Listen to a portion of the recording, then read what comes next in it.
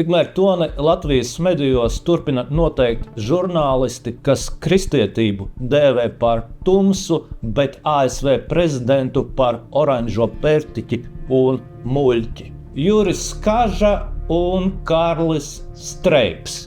Abi ārzemju latvieši, kas kādreiz ieradušies mācīt mūs, kā dzīvot. Ko Kaža Delfos pirms 2 dienām raksta? Latvijai tuvojas ne tikai parastā ziemas tumsa, tuvojas Ziemassvētki. Tumsa. ASV zem Trumpa ar uzviju uzbangojas labējais, reliģiski konservatīvais vilnis, kas iezīmējas Latvijas konservatīvo slēpti kristīgo nacionālistu centienos.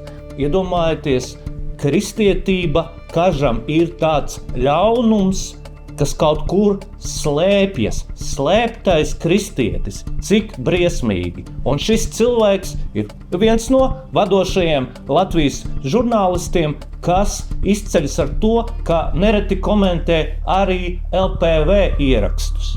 Turklāt diezgan odiozā veidā, ko Juris Kaža raksta zem mana ieraksta.